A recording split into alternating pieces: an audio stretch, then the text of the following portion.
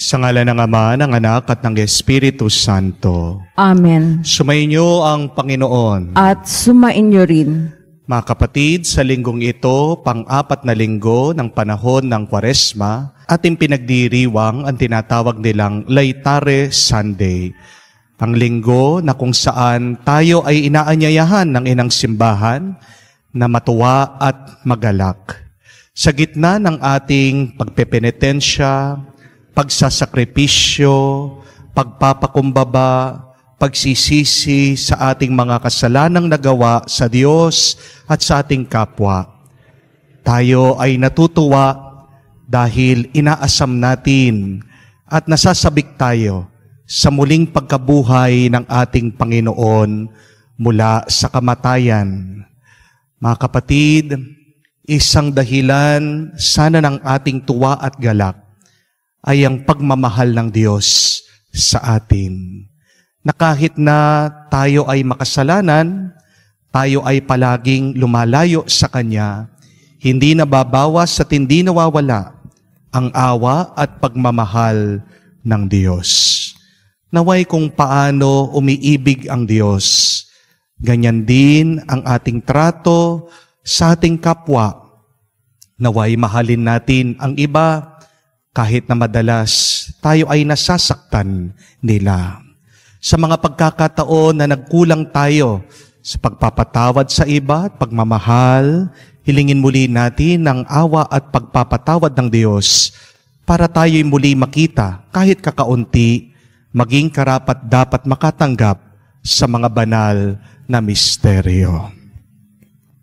Inaamin ko Sa makapangyarihang Diyos at sa inyo, mga kapatid, na lubha akong nagkasala sa isip, sa salita, sa gawa, sa aking pagkukulang.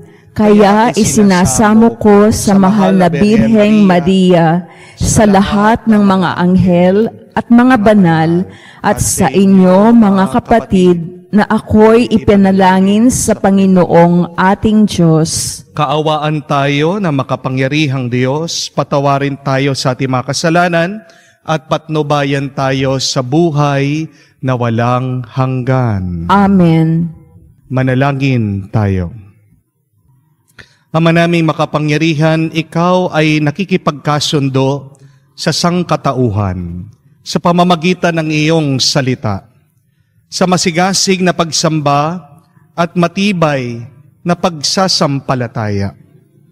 Ang sambayan ng Kristiyano ay makadulog nawang masaya sa pagdiriwang ng dakilang kapistahan ng pagkabuhay sa pamamagitan ni Jesucristo kasama ng Espiritu Santo magpa sa walang hanggan. Amen. Pagbasa mula sa ikalawang aklat ng mga kronika.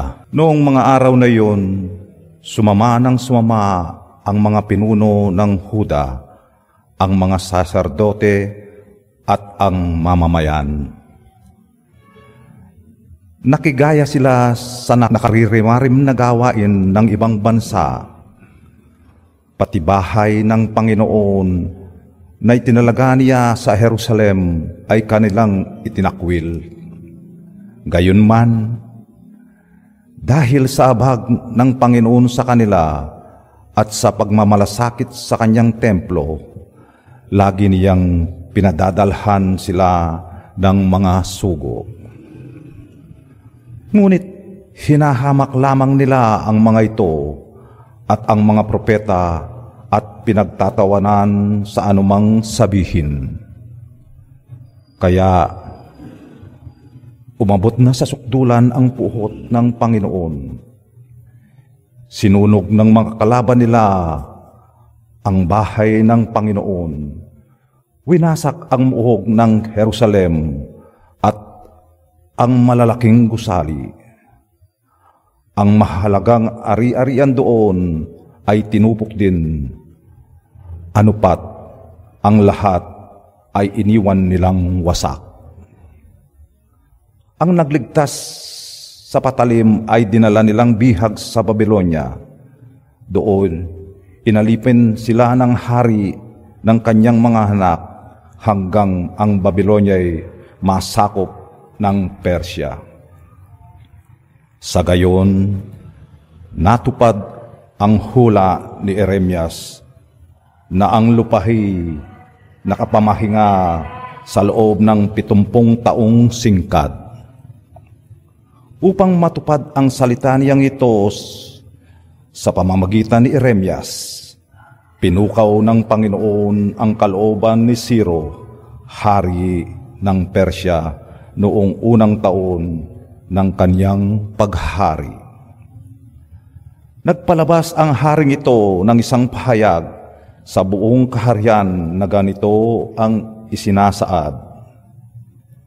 Ito ang pahayag ng Aring Ciro ng Persya. Ipinaubaya sa akin ng Panginoong Diyos ng kalangitan ang lahat ng kaharian sa daigdig at inutusan niya kong magtayo para sa kanyang templo sa Jerusalem ng Huda. Kaya ang sino man sa inyo na kabilang sa kanyang bayan ay pahihintulutan kong pumunta sa Jerusalem. Samahan nawa siya ng Panginoon, ang kanyang Diyos. Ang salita ng Diyos. Salamat sa Diyos. Kung ika'y aking limutin, wala na akong aawitin. Kung ika'y aking limutin, wala na akong aawitin. Sa pampang ng mga ilog nitong bansang Babylonia, kami rooy nakaupong tumangis sa tuwinang ang iniwan naming Siyon ay aming maalala. Sa sanga ng mga kahoy, sa tabig ng ilog nila, isinabit namin doon yaong dala naming lira. Kung ika'y aking limutin, wala na akong aawitin. Sa amin ay inutos nang sa amin ay lumupig, na aliwin namin sila ng matamis naming tinig. Tungkol sa Siyon yaong paksa, nais nilang awit. Kung ika'y aking limutin, wala na akong aawitin. Paano namin aawitin ang awit ng Panginoon, samantalang bihag kaming nagimbang bayan noon? Ayaw ko nang ang lira ko'y hawakan pa at tugtugin, kung ang bunga sa pagtugtog, limutin ang Jerusalem. Kung ika'y aking limutin, wala na akong aawitin. Di na ako aawit pa kung ang lundong sasapitin. Sa isip ko't alaala, ika'y ganap na limutin. Kung ang kaligayahan mo ay hindi ko hahangarin. Kung ika'y aking limutin, wala na akong aawitin. Pagbasa mula sa unang sulat ni Apostol San Pablo sa mga taga-Efeso. Mga kapatid, napakasagana ang habag ng Diyos at napakadakila ang pag-ibig na iniuukol niya sa atin. Tayo'y binuhay niya kay Kristo, kahit noong tayo'y mga patay pa dahil sa ating pagsuway. Naligtas nga kayo dahil sa kanyang kagandahang loob, dahil sa pakikipag-isa kay Kristo Jesus. Tayo'y muling binuhay niya, kasama niya, at pinaupong kasama niya sa kalangitan. Ginawa niya ito upang sa darating na mga panahon ay maipakita niya ang di masukat na kasaganaan ng kanyang kagandahang loob sa atin sa pamamagitan ni Kristo Jesus. Dahil sa kanyang kagandahang loob ng Diyos, ay naligtas kayo sa pamamagitan ng inyong pananalig kay Kristo. At ang kaligtasang ito ay kaloob ng Diyos, hindi mula sa inyo. Hindi ito dahil sa inyong mga gawa, kaya't walang dapat ipagmalaki ang sinuman. Tayo'y kanyang nilalang, nilikha sa pamamagitan ni Kristo Jesus, upang iukol natin ang ating buhay sa paggawa ng mabuti, na idinalaga na ng Diyos para sa atin noong pamang una. Ang salita ng Diyos. Salamat sa Diyos. Pag-ibig sa sanlibutan ng Diyos ay gayon na lamang. Kanyang anak ibinigay upang mabuhay kailanman ang nananalig na tunay. Sumainyo ang Panginoon. At sumainyo rin. Ang mabuting balita ng Panginoon ayon kay San Juan. Papuri sa iyo, Panginoon. Nung mga araw na yon, sinabi ni Jesus kay Nicodemo kung paanong itinaas ni Moises ang ahas doon sa ilang, gayon din naman kailangan itaas ang anak ng tao upang ang sino mang sumasampalataya sa Kanya ay magkakaroon ng buhay na walang hanggan.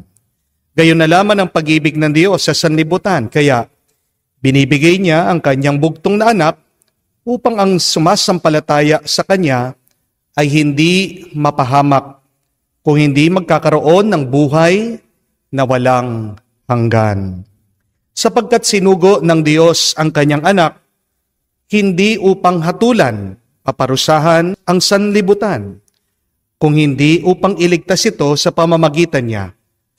Hindi hinahatulang maparusahan ang nananampalataya sa bugtong anak ng Diyos, ngunit hinatulan ng maparusahan ang hindi nananampalataya sa Kanya.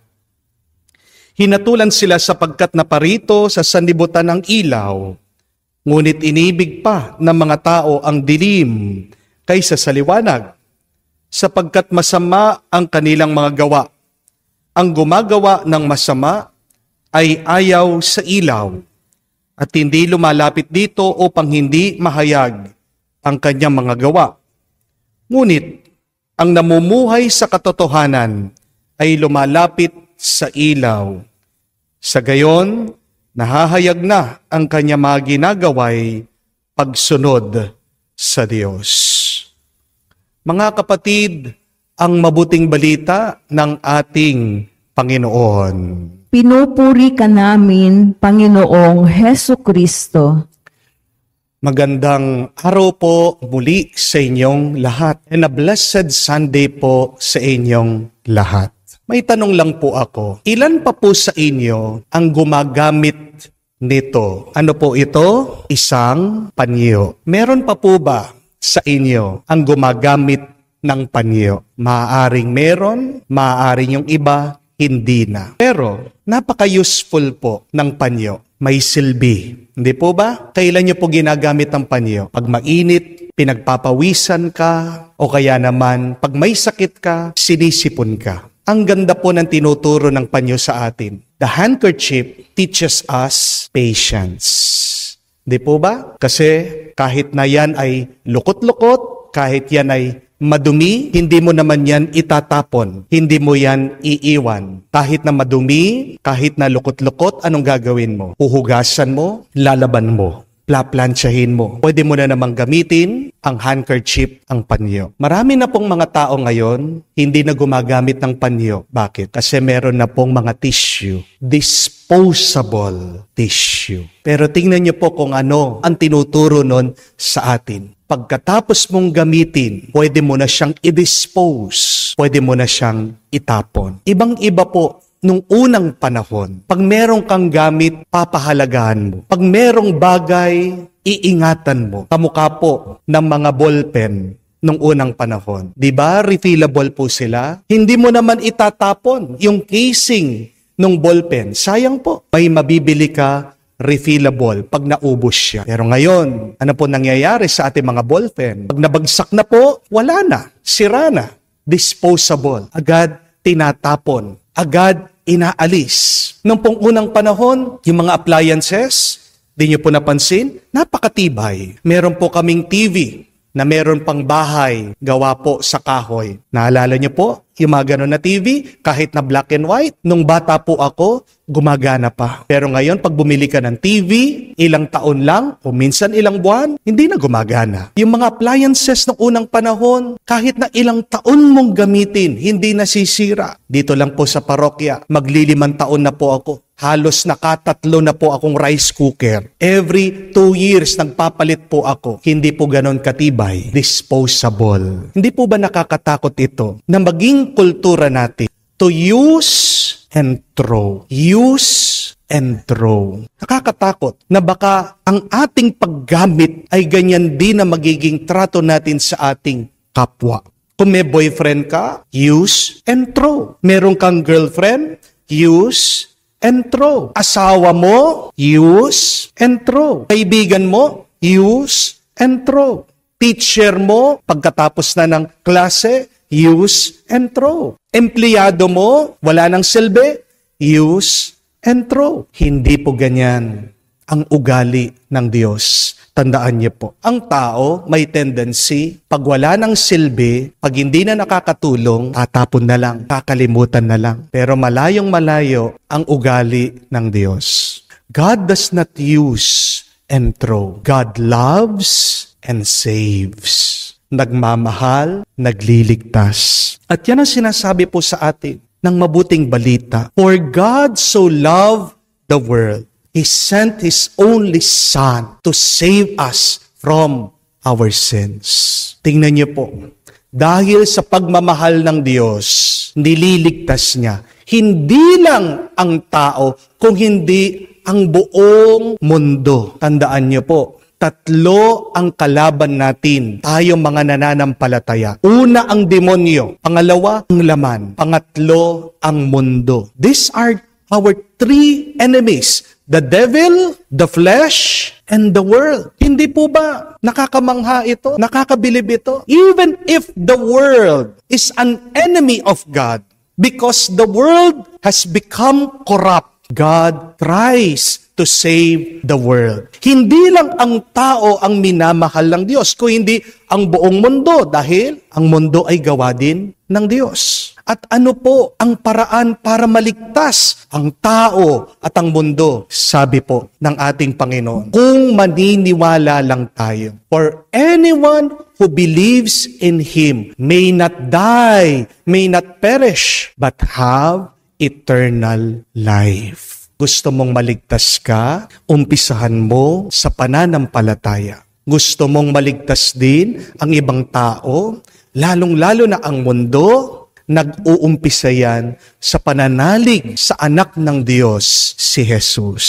Mga kapatid, labanan po natin ang pag-uugali na nangyayari ngayon sa mundo. Our world uses people, and after using them, they will throw them away. Please, do not use people. Do not use the world, but love people and use things. Remember that. Love people and use things. At kahit na pagkatapos mong ginamit, mahalin mo. Pag nagmamahal ka, hindi naman kailangan perpekto ang iyong minamahal. Amen? Paano ba kayo nagmamahal? Sino bang iyong mga minamahal? Dahil ba may pakinabang ka sa Kanya? Diyan mo lang iniingatan? Diyan mo lang pinapahalagahan? Hindi yan ang pagmamahal ng Diyos. Tandaan niyo po that God loves even the imperfect, and that is the perfect love. Mahalin kahit na yung mga may sira. Mahalin kahit na yung mga walang silbi. Mahalin kahit na yung mga taong nakasakit sa iyo. Because when you love what is broken, then you fix what is broken. Isa lang pong makakapagpabuti sa isang taong nasira sa pagkakasala.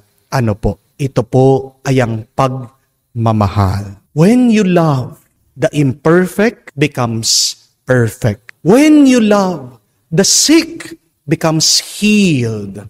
When you love, the broken becomes whole. Napakaganda po ng isang kwento tungkol sa isang bata. Nung minsan, pumunta po siya sa isang tindahan. Bumibili po itong bata ng tuta. Naghahanap po siya ng kanyang alaga. Habang nagtitingin-tingin po ang bata, nakakita po siya ng isang tuta na medyo pilay-pilay. Hindi po ito maayos, nakakatayo, na naglalakad. At tinanong po ng bata sa may-ari kung magkano yung aso. Sabi po ng may-ari, pasensya ka na nak, hindi ko na bebenta ang tutang ito, ang asong ito. Hindi ka magi-enjoy. May sakit yan, may pilay yan. Sabi po ng bata, gusto ko po siya. Bibilhin ko po. Ayaw po ibenta ng may-ari. Kasi mapapagod lang po yung bata sa pag-aalaga dito po sa tuta. Pero sa kakapilit nitong bata, pinagbigyan po siya ng may-ari. Timbis na ibenta, binigay na lang po sa kanya. Nagtataka po ang may-ari, sabi, "Anak, bakit ang dami-dami mga ibang aso dito, ibang tuta? Mas maayos naman dyan. Walang pilay, mas cute, mas malusog. Bakit yung pang pilay ang napili mo?" At ito pong bata, itinaas po niya yung kanyang pantalon. Niyo po kung ano nakita ng may-ari? May bakal po yung paa ng bata. Pilay pala yung bata. Sabi po ng bata, nararamdaman ko po kung ano yung pinagdadaanan nitong tuta. Kaya siya yung napili ko dahil naisip ko, kailangan niya ng kaibigan. O nga naman po, di ba? Ang makakaunawa sa isang taong naghihirap ay isa ding taong naghihirap. Ang makakaunawa sa isang taong may sakit ay isang taong dumaan din sa sakit. Ang taong makakaunawa sa taong depressed ay isang taong dumaan din sa depression. Why does God loves us so much? Even if we are broken, ang ating pagkatao ay may sira, tayo ay may lamat, tayo ay may problema. Dahil alalahanin niyo po mga kapatid, ang kanyang anak si Jesus ay nasira din, nasaktan, dumaan sa sakit sa kanyang pagkapako sa krus. God loves us even if we are broken because God has also been broken. But God understands that only through love can you fix broken people. Alalahanin niyo po yan, mga kapatid. Pagmamahal lang, makakapag-ayos, makakapagpabuti sa isang taong nasira, sa isang taong napariwara. Sabi po ng second reading, napakaganda. God's mercy is rich. Umaapaw ang awa ng Diyos. Kaya kung tayo ay nananalig at nagmamahal sa Kanya, naway ang ating ding pagmamahal at awa, mag-umapaw din ang iyong awa at pagmamahal sa iba. Kahit na nasaktan ka nila, kahit na iniwanan ka nila, kahit na naging napakasama nila sa iyo, tayo ay naanyayahan na matuwa at magalak. Bakit? Dahil ang Diyos umaapaw, sobra-sobra, kanyang awa, ang kanyang pagmamahal, ang kanyang kabutihan. Kaya mga kapatid, palitan mo ang iyong simangot sa ngiti at tuwa. Purihin natin at pasalamatan ang Diyos dahil ikaw man ay madapa, ikaw man ay masaktan, hindi siya titigil sa pagtulong sa iyo at sa pagmamahal sa iyo. Ito ang ating dasal at dalangin. Sabihin natin sa Kanya, Panginoon, punuin mo ako sa iyong pagmamahal at awa at naway ako din ay maging instrumento ng iyong pagmamahal at awa para mapalitan ang lungkot ng mundong ito at mapuno ito ng liwanag at ng tuwa ngayon at magpas sa walang hanggan. Amen. Sumasampalataya ko sa Diyos amang makapangyarihan sa lahat na may gawa ng langit at lupa. Sumasampalataya ako kay Hesu Kristo, iisang anak ng Diyos, Panginoon nating lahat. Nagkatawang tao siya, lalang ng Espiritu Santo, ipinanganak ni Santa Mariang Birhen, pinagpakasakit ni Poncio Pilato, ipinako sa krus, namatay, inilibing, nanaog sa kinaroroonan ng mga yumao. Nang may ikatlong araw, nabuhay na mag-uli, umakyat sa langit, naluklok sa kanan ng Diyos amang makapangyarihan sa lahat. Doon magmumulang paririto at huhukom sa nangabubuhay at nangamatay na tao. Sumasampalataya naman ako sa Diyos Espiritu Santo, sa banal na simbahang Katolika, sa kasamahan ng mga banal, sa kapatawaran ng mga kasalanan, sa pagkabuhay na muli ng nangamatay na tao, at sa buhay na walang hanggan. Amen. Ang tapat at walang maliw na pagmamahal sa atin ng Diyos ang siyang bukal ng ating pag-asa. Hatid ng pag-asang ito, ipabatid natin sa Kanya ang ating mga kahilingan. Ating sabihin, Panginoon, dinggin mo kami. Panginoon, dinggin mo kami. Para sa inang simbahan at lahat ng taong may mabuting kalooban, naway lagi silang maging maagap sa pagtugon sa panawagan sa pagbabalik loob. Manalangin tayo. Panginoon, dinggin mo kami. Para sa Santo Papa Francisco at lahat ng ating mga pinunong espiritual, naway dinggin ng lahat ng Kristiyano ang kanilang panawagan para sa lalo pang dakilang katapatan. Manalangin tayo. Panginoon, dinggin mo kami. Para sa lahat ng magulang at mga guro, naway magtagumpay sila sa pamamatnubay sa kanilang mga anak at estudyante para pahalagahan ang pagmamahal ng Diyos at tugunan ito ng katapatan. Manalangin tayo. Panginoon, dinggin mo kami.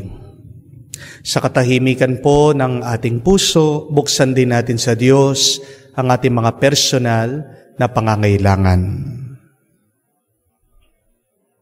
Diyos ng kabanalan at tabag, salamat sa iyong walang kupas na pagmamahal. Panatilihin mo kaming tapat sa aming mga pangako at gawin mo kaming mga kasangkapan ng iyong mapagligtas na pagkalinga sa aming kapwa. Sa pamagitan ni Kristo na aming Panginoon. Amen. Manalangin kayo mga kapatid para ng ating mga paghahain ay kalugdan ng Diyos amang makapangyarihan. Tanggapin nawa ng Panginoon itong paghahain sa iyong mga kamay sa kapurihan niya at karangalan, sa ating kapakinabangan at sa buong sambayanan niyang banal. Ama naming lumikha, para sa paghahaing nagbibigay kagalingan, kami ngayon ay masayang nagsisipag-alay. Kalakip ng dalangin, amin nawan maidangal. Ang pagdiriwang na ito ng banal na pagkikinabang ay maidulot nawa ito para sa kaligtasan ng tanan.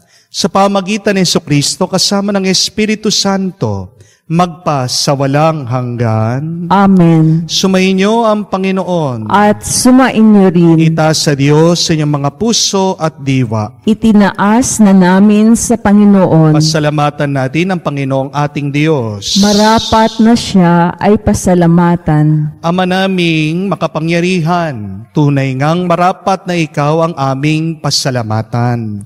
Sa pamamagitan ni Jesucristo na aming Panginoon, minarapat mong pagtitiis para sa naghihirap at maging tagapagpahiwatig ng pasasalamat na aming inihahain ngayon sa iyong hapag. Ang iyong anak ay uliran tagapagbigay ng pagsasaluhan sa aming nagugutom at mga nauuhaw.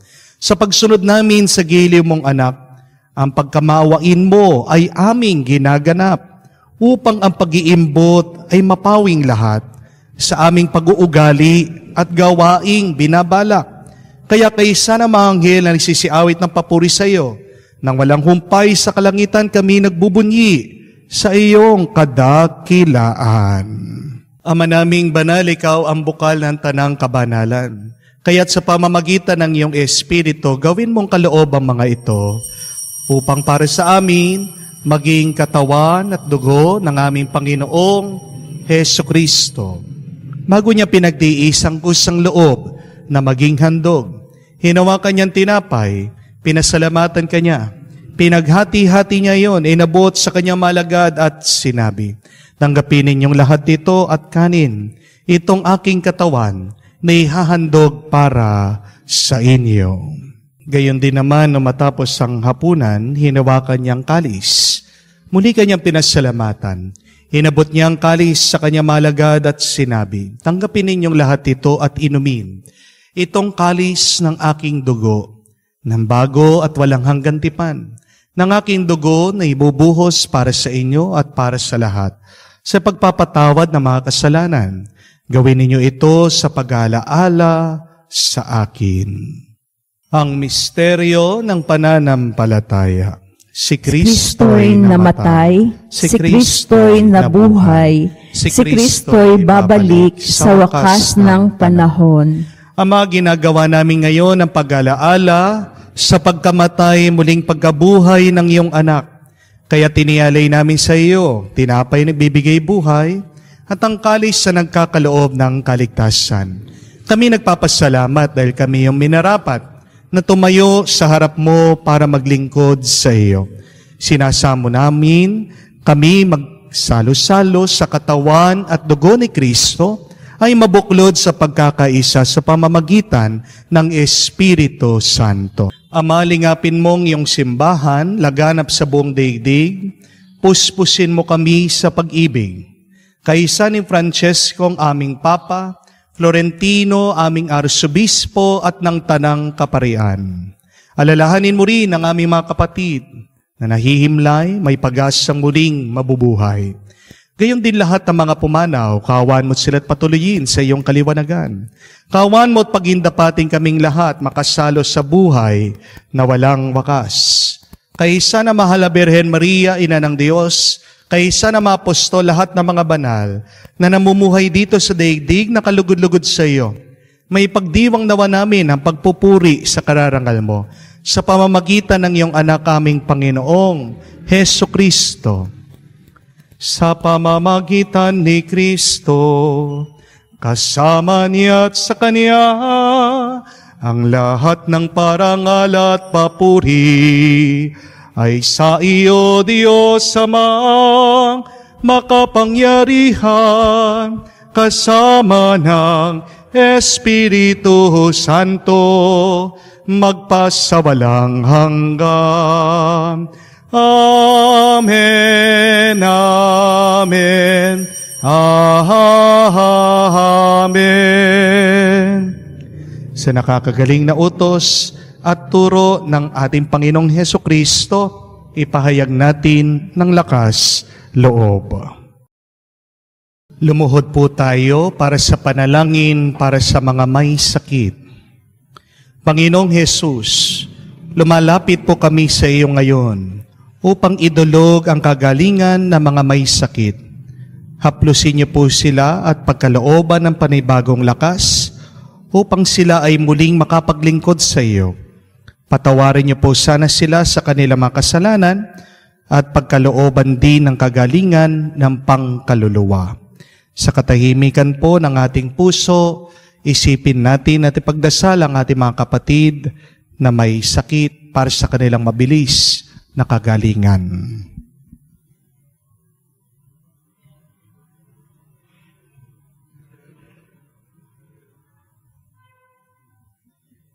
Hinihiling namin to sa ngalan ni Kristo, aming Panginoon. Amen. Panalangin para sa mga OFW. Ama, pinapanalangin namin sa iyo ang natatanging kahilingan ng lahat ng mga nagtatrabaho sa ibang bansa. Tulungan mo sila bawat sandali ng kanilang buhay habang nasa ibang bansa. Palakasin mo sila kapag pinaghihinaan sila ng kalooban. Pagalingin mo sila sa tuwing nagkakasakit. Aliwin mo sila kapag nalulungkot sila. Ilayo mo sila sa anumang masama at kapahamakan upang mapagpatuloy sila lagi sa kanilang buhay. Mapahalagan nawa ng kanilang mga pamilya ang bawat sakripisyo nila sa ibang bansa upang wag masayang ang kanilang pagpapagal. Kawaan at pagkalooban mo ng biyaya ang lahat ng mga OFW dahil sa iyo lamang aasa at wala ng iba. Ang lahat ng ito ay aming sama-samang panalangin sa ngalan ni Jesus. Amen. Banal na muka ni Jesus, Kaawaan mo kami. Tumayo po tayo. Manalangin tayo. Ama naming mapagmahal, tinatanglawan mo ang lahat ng tao na sinisilang sa daigdig na ito. Sa kaloob mong liwanag, tanglawan mo ang aming kalooban upang ang dapat naming isaloob na iyong kinalulugod ay lagi naming isa sa isip. At ikaw ang aming wagas na maibig sa pamamagitan ni Jesucristo kasama ng Espiritu Santo magpa sa walang hanggan. Amen. Sabi ni San Agustin, God loves each and one of us as if there is only one of us. Ang bawat isa sa atin ay minamahal ng Diyos na parang bang tayo ay nag-iisa lamang. Wala tayong magagawa na pagkakasala para mabawasan natin ang awa at pagmamahal ng Diyos.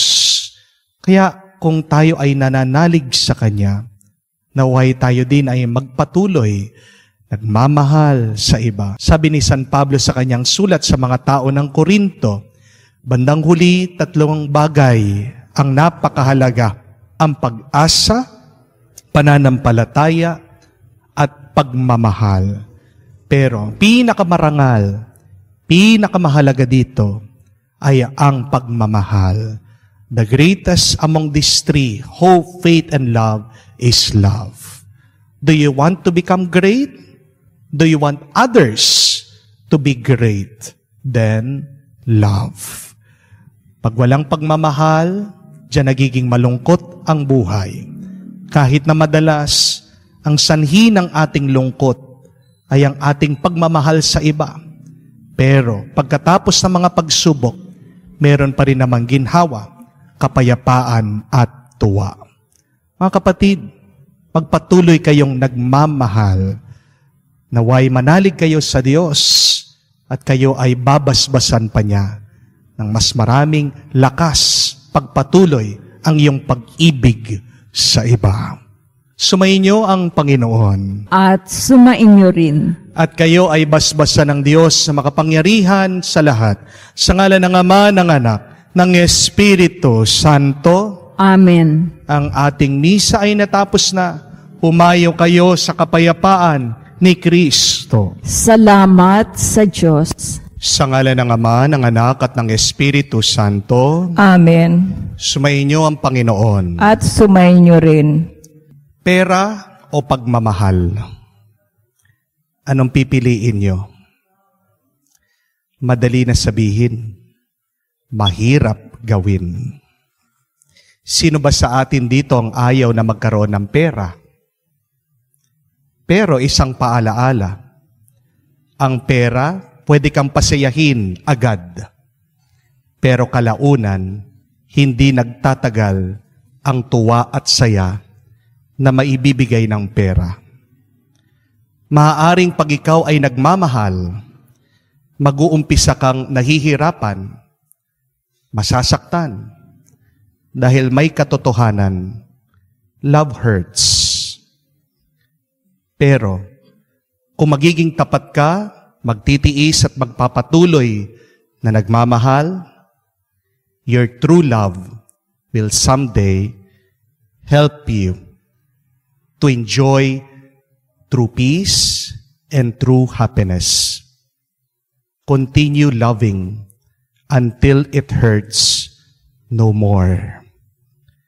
Sa ating buhay, palagi nating haharapin ang dalawang pagpili, ang magmahal, magbigay, o kumita, ang maging makasarili. Naway sa tulong ng Banal na Espiritu, mapili natin ang tama, ang mabuti, na magbibigay sa atin na tunay na kapayapaan ng ating buhay. Sa mga pagkakataon na tayo'y nagkamali sa ating pagpili, mas pinili pa nating magkasala kesa sa magmahal at maging tapat sa Diyos. Hilingin muli natin ang Kanyang awa para tayo makitang karapat-dapat na makatanggap sa mga banal na misteryo. Inaamin ko sa makapangyarihang Diyos at sa inyo mga kapatid na lubha akong nagkasala sa isip, sa salita, sa gawa, at sa aking pagkukulang. Kaya'y sinasamo ko sa mahal na Birheng Maria, sa lahat ng mga anghel at mga banal, at sa inyo mga kapatid, na ako'y ipanalangin sa Panginoong ating Diyos. Kaawaan tayo na makapangyarihan Diyos, patawarin tayo sa ating mga kasalanan, at patnubayan tayo sa buhay na walang hanggan. Amen. Panginoon, kaawaan mo kami. Panginoon, kaawaan mo kami. Kristo, kaawaan mo kami. Kristo, kaawaan mo kami. Panginoon, kaawaan mo kami. Panginoon, kaawaan mo kami. Manalangin tayo. Ama naming makapangyarihan, niloob mo ang iyong anak ay mabayubay sa krus para sa aming lahat, upang ang paniniil ng kalaban ay kanyang mabigyang wakas. Ipagkaloob mo amin nawan makamtan ang pagpapalang kaloob ng muli niyang pagkabuhay bilang tagapamagitan kasama ng Espiritu Santo magpa sa walang hanggan. Amen. Pagbasa mula sa aklat ni Propeta Isayas. Ang makapangyarihang Panginoon ang nagturo sa akin na sasabihin ko para tulungan ang mahihina. Tuwing umagay, nananabik akong malaman kung ano ang ituturo niya sa akin. Binigyan niya ako ng pangunawa, hindi ako nagimagsik, ni tumalikod sa kanya. Hindi ako tumutol nang bugbugin nila ako. Hindi ako kumibo nang ako'y kanilang insultuhin. Pinabayaan ko silang bunutin ang bukot balbas. Gayon din ang lurhan nila ako sa mukha. Ang mga pagdustang ginawa nila'y di ko pinapansin, pagkat ang makapangyarihang Panginoon ang tumutulong sa akin. Handa akong magtiis, pagkat aking batid na ang sarili ko'y di mapapahiya. Ang Diyos ay malapit at Siya ang magpapatunay na wala akong sala. May mga ahas bang maghabla sa akin? Magharap kami sa hukuman at ilahad ang kanyang bintang. Ang Panginoon mismo ang magtatanggol sa akin. Ang salita ng Diyos. Salamat sa Diyos. Puon ako'y dinggin sa panahong iyong ibigin. Puon ako yung dinggin sa panahong yung ibigin. Dahilan sa iyo'y ako'y inaglahi, napahiyang lubos sa pagkaunsyami. Sa mga kapatid parang ako'y iba, kasambahay ko na'y di ako kilala. Ang pagmamahal ko sa banal mong templo, matinding matindi sa kalooban ko, sa akin bumagsak paghamak sa iyo. Puon ako yung dinggin sa panahong yung ibigin. Kaya naman ako'y wala nang magawa, ang inaasahan ko'y habag na nawala. Ni walang umaliw sa buhay kong haba, sa halip na pagkain nang ako'y magutom, ang dulot sa aki mabagsik na lason, suka at di tubig ang ipinainom. Puon ako yung dinggin sa panahong yung ibigin. Papurihin ang Diyos aking aawitan, dadakilain ko't pasasalamatan. Kung makita ito niyong mga dukha, sila ay sasamba sa laki ng tuwa. Dinirinig ng Diyos ang may kailangan, lingkod na bilanggoy di nalilimutan. Puon ako yung dinggin sa panahong yung ibigin.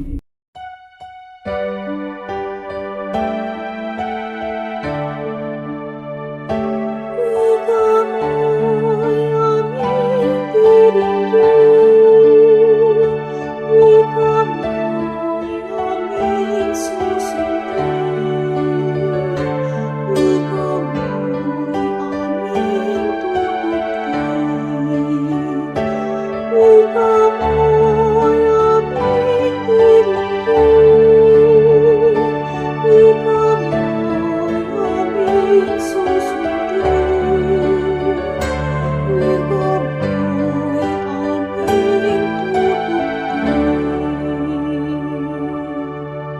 Nagpupuri kami sa iyo, Hari naming Heso Kristo.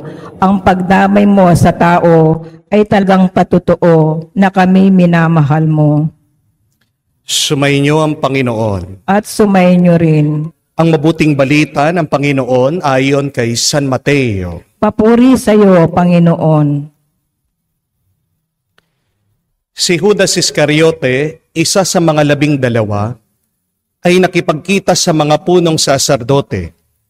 Ano po ang ibibigay niyo sa akin kung tulungan ko kayong madakip si Jesus? Tanong niya. Noon din ay binigyan siya ng 30 salaping pilak.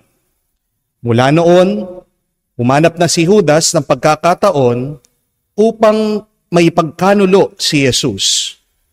Dumating ang unang araw ng kapistahan ng tinapay na walang lebadura. Lumapit kay Jesus ang mga alagad at nagtanong, "Saan po ninyo ibig na ipaghanda namin kayo ng hapunang Pampaskwa?" Sumagot siya, "Pumunta kayo sa lungsod at hanapin ninyo ang taong ito. Sabihin sa kanya ang ganito, na pinapasabi ng guro, malapit na ang aking oras. Ako at mga alagad ko sa bahay mo kakain ng hapunang Pampaskwa."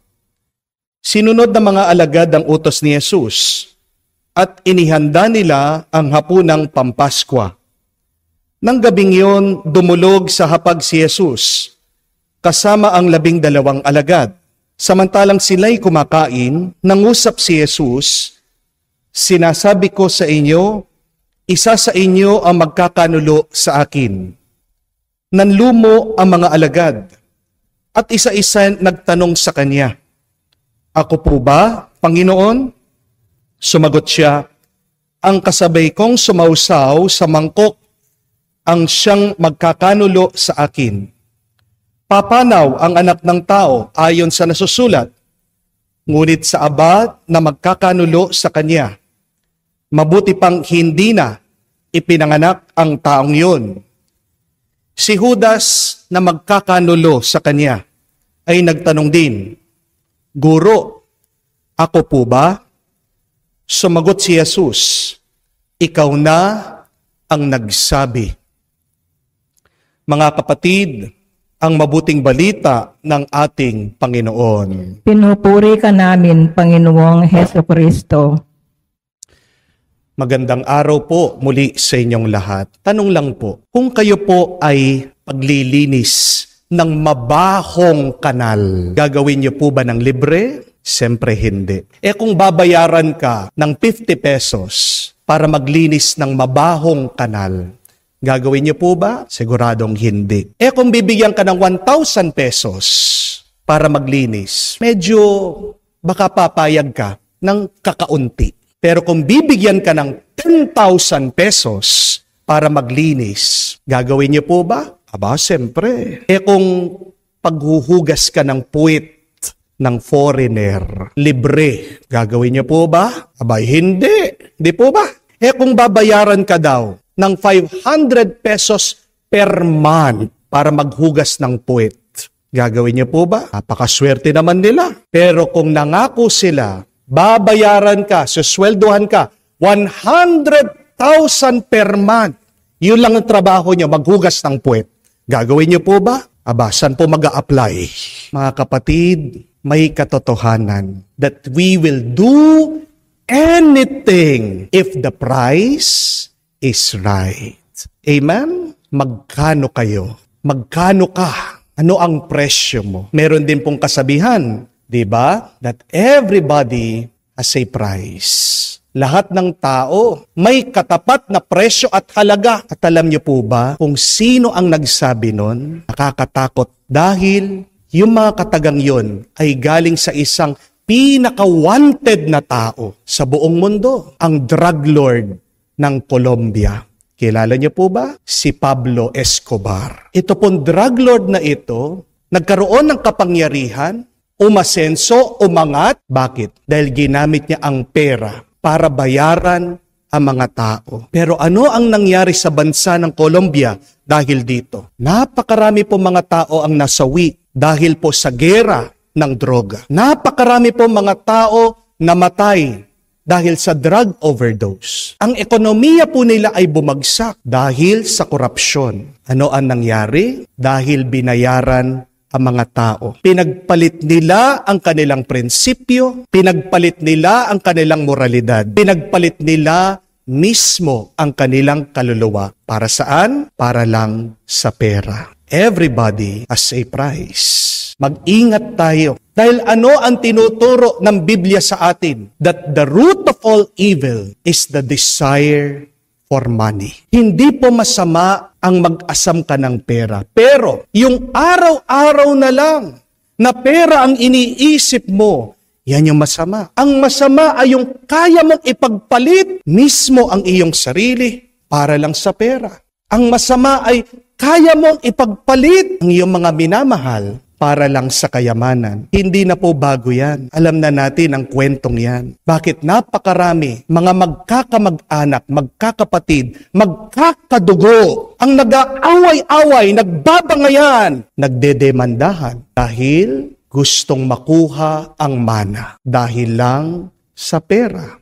Amen? Nakakalungkot. Nakita po nila ang ating bansa. Alam niyo po ba? Baka hindi. Kasi hindi masyadong headline ito na ang Pilipinas po ay ang number 1 cyber sex capital of the world. Number 1 po tayo, Pilipinas. Pero sa maling paraan. Napakarami po kahit na nasa mga simpleng kabahayan dahil sa internet, kaya nilang ibenta ang kanilang katawan. At ang nakakalungkot pa, pati ang kanilang mga maliliit na bata, ini-involve. Para saan? Para sa pera. Meron din mga tao, dahil sa kahirapan, hindi mo sila masisisi na binebenta nilang kanilang mga organs. At alam niyo po ba, isa pang malungkot na kwento, kahit na tayo'y nasa modernong panahon, meron pa rin mga tao ang nagbebenta ng kapwa nila tao. Slave trade. Bakit nawawala yung ating puso? Bakit nawawala yung ating malasakit at pagmamahal? Yan ang ginagawa ng kasalanan. Tandaan niyo po. Pag nabubuhay ka sa kasalanan, anong nangyayari sa iyong puso? Tumitigas. Kaya nga ang tawag natin dito, nagkakaroon ka ng pusong bato. Pag meron kang pusong bato, wala kang awa, wala kang habag, wala kang pag-ibig, wala kang malasakit, wala kang pagmamahal. Tumitigas ang puso at damdamin natin dahil sa kasalanan. Yan ang kasalanan din ni Judas. Mag-ingat tayo. Baka si Judas ang ating sinusundan, hindi ang ating Panginoon. Dahil kung susundan natin ang ating Panginoon, ang daan ng kabanalan, ano dapat ang epekto nito sa iyong puso? Lumalambot ang iyong puso at damdamin. Kaya kaya mong maawa sa mga nahihirapan. Hindi po ba? Pag malambot ang iyong puso, madali para sa iyo ang magbigay, ang mag-alay. Pero pag matigas ang iyong puso, hindi lang yung wala ka ng awa o hindi nagiging matigas ang iyong ulo at ikaw pa ay nalilito. Tingnan niyo po si Judas. Dahil sa kasalanan, kaya niyang ipagpalit ang Panginoon ang Diyos. Magkano niya binenta si Jesus? 30 kapirasong pilak. 30 silver pieces.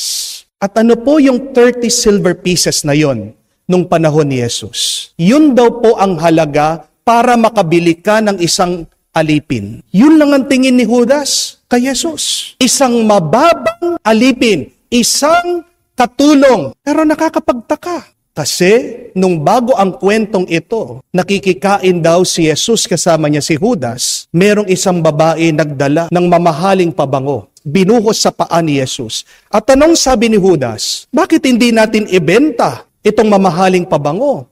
Pwede nating ibenta yan ng 300 silver pieces. Buti pa yung pabango. Pwede niyang ibenta ng mahal. Pero bakit ang Panginoon kaya niyang ibenta ng mura? Tingnan niyo po, 30 pieces, 300 pieces, anong ibig sabihin? 1/10. Pinakamura-mura niya ang ating Panginoon. At yan ang nakakatakot na epekto ng kasalanan. Pag nabubuhay ka sa pagkakasala, nawawala ang halaga ng mabuti na binibigay at pinagkakaloob ng Diyos. Pag nabubuhay ka sa pagkakasala, pag pumapasok ang kasalanan sa iyong isip, sa iyong puso, binabaliwala mo ang pagpapala, ang bendisyon na binibigay ng Diyos. Pero alam niyo po ba kung ano ang mas malungkot na kwento? ito. Si Judas, pinagpalit niya si Jesus. At least may binayad sa kanya. Pero tayo di mamanalas, pinagpapalit natin ang Diyos ng libre. Pag nagkakasala tayo, hindi man tayo binabayaran ng demonyo Hindi po ba? Buti pa si Judas, may natanggap na pera. Pero tayo, malaya tayong pinagpapalit ang Diyos para sa hindi tama, para sa masama. Yun yung mas malungkot na kwento. Mga kapatid, tandaan niyo po ito. Maaaring sa umpisa, pag nagkakasala ka, masaya ka. Pero nasa huli ang pagsisisi. Tignan niyo po kung anong nangyari kay Judas. Nung tinanggap niya yung pera, hindi rin niya matiis. Nung ginawa niya, nagbigti siya. May kapalit ang ating pagkakasala. Nag-iiwan ng marka, ng sugat, ng sakit ang ating pagkakasala. Walang taong nagkakasala na may happy ending. Amen? Kahit na paano mo gustuhin na maging masaya sa iyong pagkakasala, imposible. Amen? Kaya nga ano ang pipiliin natin? Binibigyan po tayo ng choice ng Diyos. Pera, pagmamahal. Pera, tukso, kasalanan, kabutihan ng Diyos.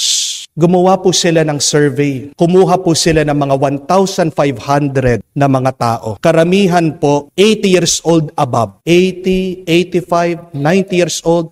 Meron din po 100 years old, 105 years old. Ano po ang tanong nila? Ano ang advice nyo? Ano ang payo nyo sa mga tao, sa mga kabataan? Alam niyo po ang naging sagot ng mga matatanda. Ang gaganda, palagi kang maging masaya, tumulong ka sa iba, magtiwala sa Diyos, pero himayin niyo po, basahin niyo yung sagot ng mga matatanda. 1,500 of them, wala ni isa ang nagsabi na magpakapagod ka, habulin mo ang pera, mag-ipon ka. Wala po. Walang sumagot tungkol sa pera at kayamanan. Ang pinakamahalaga para sa tao, bandang huli, ano po? Ang kanyang relasyon sa iba at sa Diyos. Pero yan ang malungkot na kwento na kailangan nating matutunan hanggang ngayon.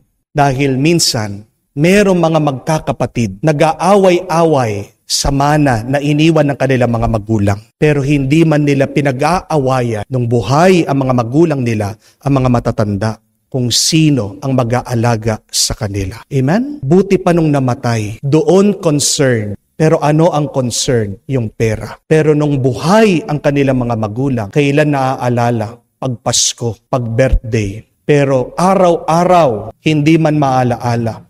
Bakit nung wala na, doon maalaala at hindi man yung magulang nila kung hindi ang pera? Kailan kaya tayo matututo? Pag nawala na tayo at lumisan tayo sa mundong ito, hindi naman itatanong ng Diyos sa atin, gaano karami ang pera na ating naipon?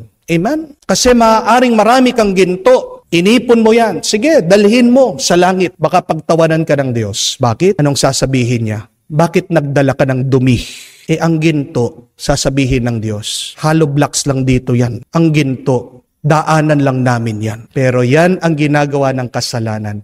Ginugulo ang ating isip. Nililito tayo sa kung ano ba ang tunay na mahalaga. Para maging maliwanag ang ating isip at damdamin, anong kailangan natin gawin? Ang palaging manalangin. At magmuni. Partner po palagi ang dalawang yan. Prayer and meditation. Prayer is talking to God, but meditation is listening to God. Marami sa atin marunong na doon sa una. Alam natin, memorize natin ang mga dasal, ang rosaryo, nagnunovena tayo. That's well and good, mabuti po. Pero malilihis ka pa rin sa landas, malilito ka, maliligaw ka kung hindi ka marunong makinig sa Diyos. Sinabi ni Jesus sa Ebanghelyo, isa sa inyo ang magtataksil sa akin. Sumagot si Judas, ako po ba, Panginoon? Maganda rin po itanong yun. Ako po ba, Panginoon? Magtataksil sa inyo? Anong sagot niyo? Alam natin ang ating mga pagkakasala. Alam natin ang ating mga pagkukulang. Naway, pag alam mo na meron kang pagkukulang, naway pag natuklasan mo na meron kang pagkakasala sa Diyos at sa iyong kapwa, wag lang manatili dito sa isip. Magpakumbaba ka. At bumawi ka dahil may oras pa at panahon. Mga kapatid, walang happy ending sa pagkakasala. Ang happy ending lang ay makakamtan natin sa katapatan, sa pagsunod natin sa Diyos. Amen? Kaya tayo po ay magpatulong sa misang ito. Dasal tayo. Bihin natin, Panginoon, pagkalooban mo kami ng grasya ng pagpapakumbaba. Aminin mga pagkakataon na pinagpalit ka namin at naway bigyan mo kami ng lakas na sumunod sa iyo kahit na mahirap dahil alam namin pagkatapos na mga pagsubok at paghihirap, meron nakalaan na pagpapala at bendisyon sa aming lahat. Amen. Habang nalalapit na ang Biyernes Santo, taglay ang pagtitiwala sa ating pagmamahal sa Diyos.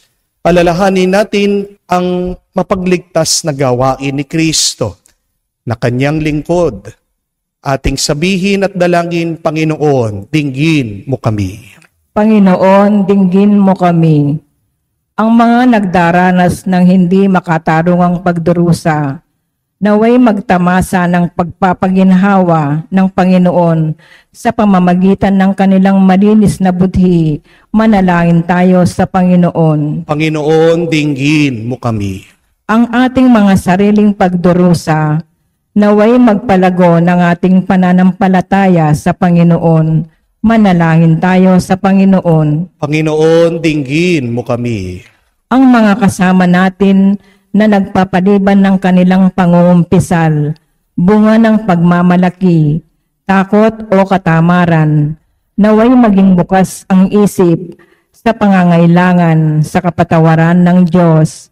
Manalangin tayo sa Panginoon. Panginoon, dinggin mo kami. Sa katahimikan po ng ating puso, buksan din natin ang ating mga pangangailangan sa Diyos.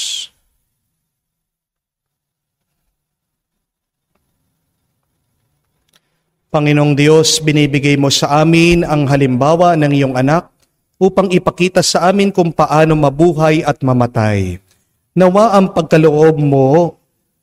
ay pagkalooban mo kami ng pananampalatayang kailangan namin upang makasunod sa Kanya.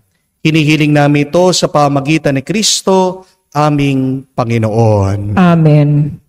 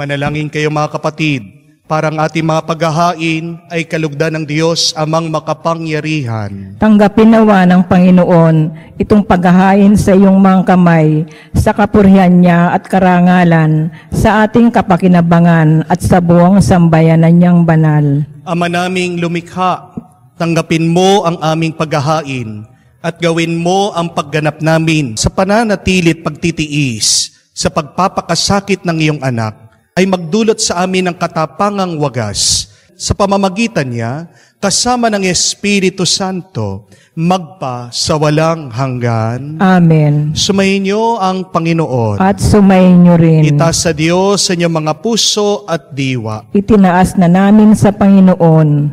Pasalamatan natin ang Panginoong ating Diyos. Marapat na siya ay pasalamatan. Ama naming makapangyarihan, tunay nga marapat ikaw ang aming pasalamatan sa pamamagitan ni Jesucristo na aming Panginoon.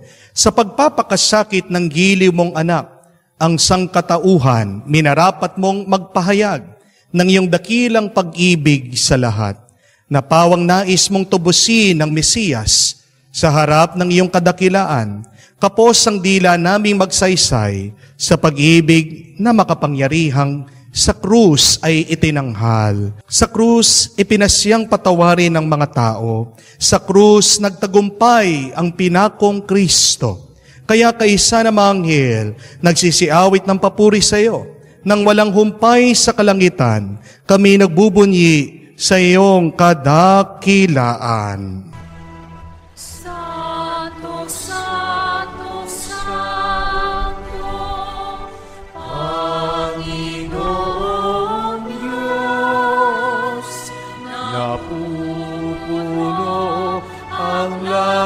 At lupa ng kadakilaan mo. Hosana, Hosana, Hosana sa kaitaasan. Hosana, Hosana, Hosana sa kaitaasan. Pinapala ang naparirito sa ngalan ng Panginoon. Hosana, Hosana, Hosana sa kaitaasan. Hosana, Hosana, Hosana sa kaitaasan.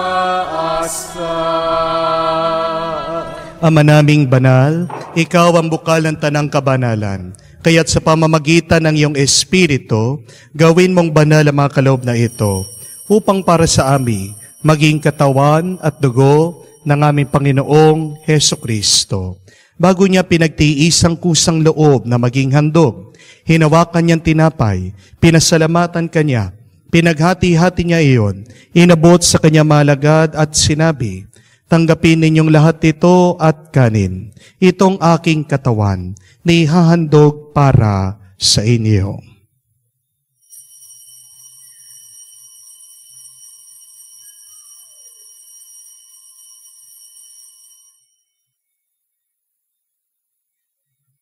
Gayon din naman na matapos ang hapunan, hinawakan niyang kalis, muli kanyang pinasalamatan. Inabot niyang kalis sa kanya malagad at sinabi, tanggapin ninyong lahat ito at inumin. Itong kalis ang aking dugo, ng bago at walang hanggan tipan, ng aking dugo na ibubuhos para sa inyo at para sa lahat, sa pagpapatawad ng mga kasalanan. Gawin ninyo ito bilang pag-alaala sa akin.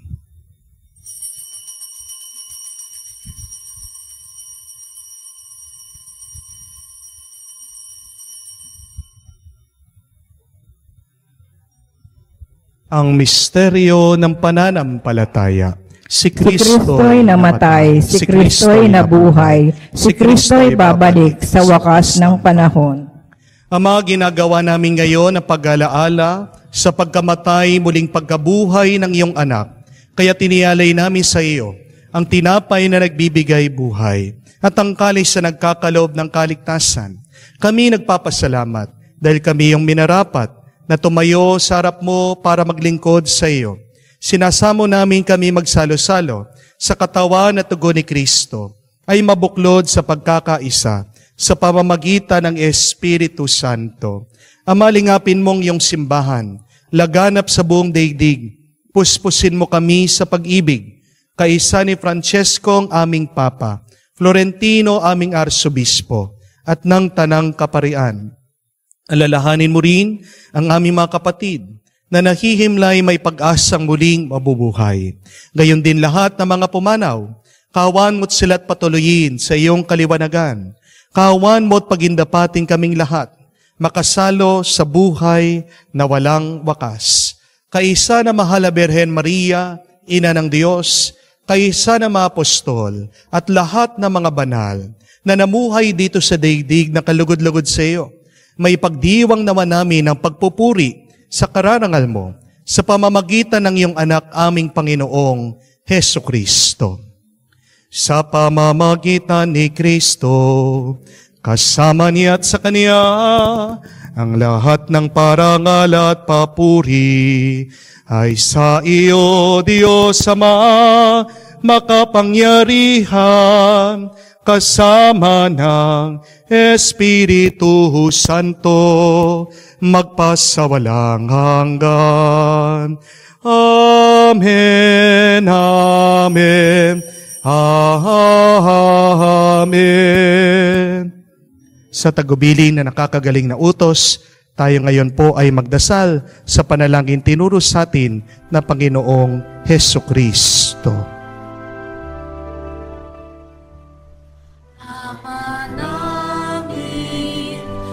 Sumasalangit ka, sambahin ang ngalan mo, mapasa amin ang kaharian mo, sundin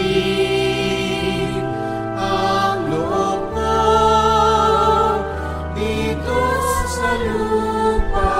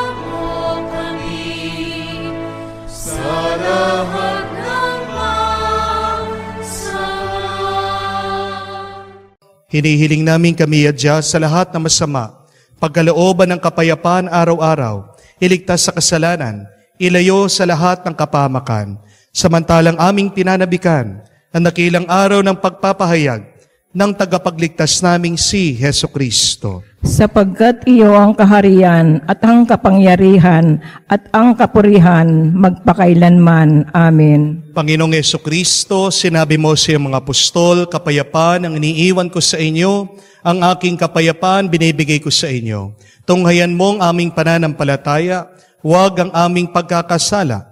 Pagkalooban mo kami ng kapayapaan at pagkakaisa, ayon sa iyong kalooban, kasama ng Espiritu Santo, magpa sa walang hanggan. Amen. Kapayapaan ng Panginoon ay laging sumainyo. At sumainyo rin. Magbigayan po kayo at magbigayan po tayo ngayon ng kapayapaan sa bawat isa. Peace be with you po. Kapayapaan po sa inyong lahat.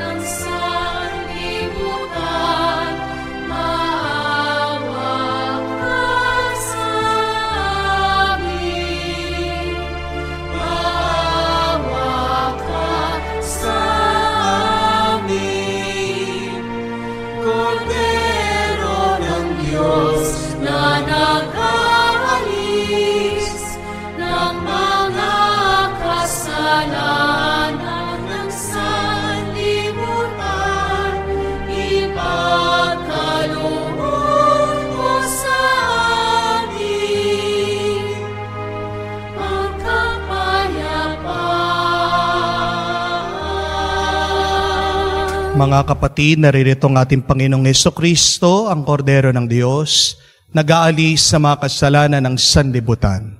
Mapalad tayong lumalapit sa piging ng Kordero. Panginoon, hindi ako karapat-dapat na magpatuloy sa iyo, ngunit sa isang salita mo lamang ay gagaling na ako.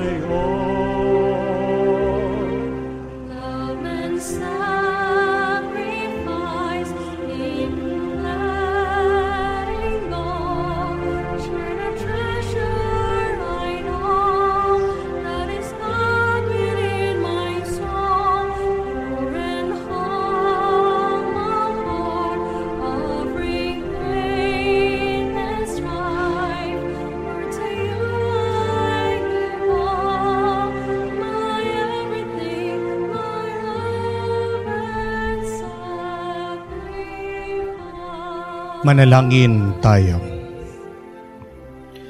Ama naming mapagmahal, pakundangan sa pagkamatay ng iyong anak, na sa pagdiriwang na ito ay siyang nagaganap. Ipagkaloob mo kami makapanalig ng wagas, sa kaloob mo sa aming buhay na walang wakas.